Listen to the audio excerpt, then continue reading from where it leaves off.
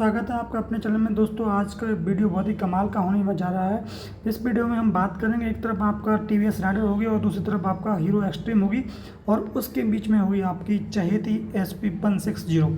तो दोस्तों स्टार्ट करते हैं इनके प्राइस के बारे में। तो टीवीएस राइडर का जो सिंगल सीट का प्राइस है वो 95,219 रुपये पड़ता है और सिंगल डिस्क होंडा SP160 का प्राइस 1.18 लाख पड़ता है। जहाँ तक बात करें हीरो एक्सट्रीम का, और जिसका प्राइस जो है वो 95,000 हमें देखने को मिलता है। तो दोस्तों इस तरह से देखेंगे कि तो जो ऑन रोड प्राइस है वो आपका राइडर का 1,09,000 समथिंग पड़ता है, SP160 का 1,40,000 और एक्सट्रीम 125R का 1,12,000 देखने को मिलता है। दोस्तों अब बात कर लेते हैं माइलेज का, कि माइलेज हमें क्या मिलेगा। तो दोस्तों सबसे ज़्यादा माइलेज जो आपका टीवीएस राइडर में मिलेगा 70.194 का। उसके बाद में आपका SP160 का 65 किलोमीटर पर लीटर और एक्सट्रीम 125R का 66 किलोमीटर पर लीटर। तो यहाँ देखोगे माइलेज के मामले में नंबर 1 पर टीवीएस राइडर रहती है और एक्सट्रीम 125R और SP160 का माइलेज सेम देखने को मिलता है। तो यहाँ पर आप SP160 चूज कर सकते हो। पावर के मामले में पता ही है दोस्तों, SP160 जो है वो 13.4 PS का पावर जनरेट करता है, तो 7,500 RPM। और जहाँ तक बात करें टीवीएस राइडर वो 11.38 PS का पावर जनरेट करता है और एक्सट्रीम 125R जो है 11.55 का करता है, जिसमें कि RPM जो है 8250 होता है। तो RPM जो है वो राइडर और SP160 में सेम देखने को मिलता है, जबकि हीरो एक्सट्रीम 125R में ज़्यादा देखने को मिलता है। दोस्तों तीनों ही गाड़ियाँ अपने अपने उसमें फेमस है, क्योंकि टीवीएस राइडर जो है वो अपने डिज़ाइन और स्टाइल के लिए फेमस है, होंडा SP160 अपनी ग्राफिक्स के लिए फेमस है और अपना एरोडायनेमिक उसका जो डिज़ाइन है उसके लिए फेमस है। और हीरो एक्सट्रीम जानते ही हो वो एक बहुत ही बढ़िया गाड़ी है, स्पोर्ट बाइक है और तीनों ही बाइक हैं वो स्पोर्ट्स की सीरीज़ में आती हैं। तो मैं आपको ये कंफर्म कर दूं कि ये तीनों ही बाइकें जो है आपका स्पोर्ट्स सीरीज़ की रेंज में ही आती हैं। दोस्तों कलर की बात करें तो टीवीएस राइडर में आपको ज़्यादा कलर देखने को नहीं मिलेंगे, ब्लैक रेड फेमस कलर है। इसके अलावा कलर देखने तो आपको SP160 में बहुत ज़्यादा कलर देखने को मिलेंगे और एक्सट्रीम 125R में भी आपको ब्लू, रेड और ब्लैक तीन ही कलर देखने को मिलेंगे। दोस्तों आगे बात करते हैं इनके इंजन की। तो जो है टीवीएस राइडर है उसमें air and oil cooled single cylinder ऐसा इंजन देखने को मिलता है। SP160 में 4 स्ट्रोक ऐसा इंजन देखने को मिलता है और आपका एक्सट्रीम 125R में एयर कूल्ड 4 स्ट्रोक इंजन देखने को मिलता है।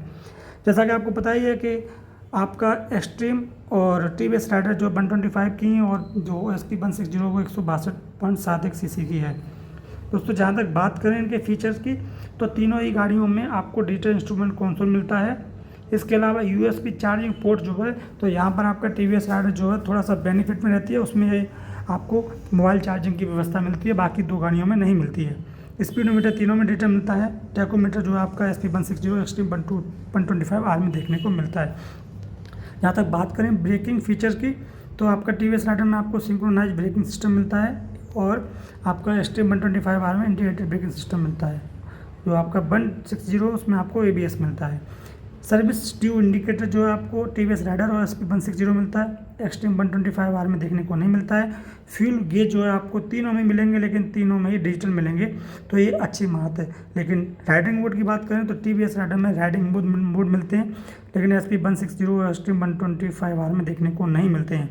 एक्सट्रीम SP160 में आपको इको मोड देखने को मिलता है, जो कि ग्रीन लाइट जलती है, तो उसके बेस पर हम पहचानते हैं कि माइलेज हमें मिल रहा है।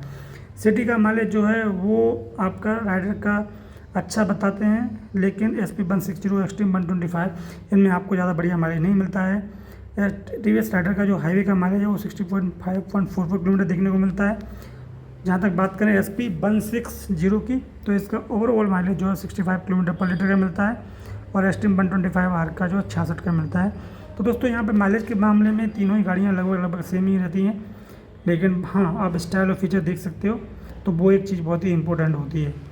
तो जहाँ तक बात करें इसके डायमेंशंस की, तो दोस्तों जो फ्यूल कैपेसिटी है वो राइडर में एक्सट्रीम में आपका 10 लीटर मिलती है, लेकिन SP160 में 12 लीटर का आपको फ्यूल टैंक मिलता है।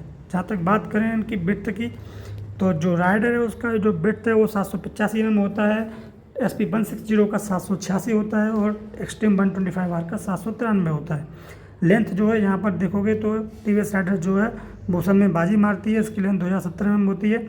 SP160 की 2061 mm होती है और हीरो एक्सट्रीम 125R की 2009 mm होती है। हाइट की बात करें तो यहाँ पर आपको SP160 जो है वो ऊंची मिलेगी। इसकी हाइट जो है 1113 mm होती है।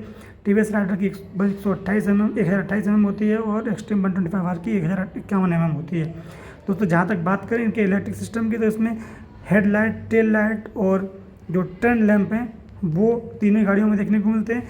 हेडलाइट, टेल लाइट जो है वो तीनों में LED की मिलती है। लेकिन जहाँ तक बात करें टर्न लाइट, सिंगल लैंप की, तो आपको यहाँ पर SP160 में LED की मिलती है। बाकी टाइडर और एक्सट्रीम में आपको बल्ब वाला ही सिस्टम मिलता है। DRLS TVS राइडर में देखने को मिलते हैं। टायर की बात करें तो आपका फ्रंट में टायर बात करें तो राइडर में 240 mm का, होंडा SP160 में 276 mm का और एक्सट्रीम 125R में 240 mm का मिलता है। रियर ब्रेक डायमीटर की बात करें तो TVS राइडर में 130 mm का, 160 में 220 का और 125R में 130 का मिलता है। दोस्तों जहाँ तक बात करें फ्रेम की तो आपके TVS राइडर में सिंगल कैडल ट्यूबुलर फ्रेम देखने को मिलता है और 160 में और हीरो एक्सट्रीम 125R में डायमंड टाइप का देखने को मिलता है। तो दोस्तों इस वीडियो में इतना ही, मिलते हैं नेक्स्ट वीडियो में। आपको वीडियो कैसा लगा वीडियो को लाइक शेयर करें और चैनल को सब्सक्राइब करना भूलें। थैंक यू, धन्यवाद।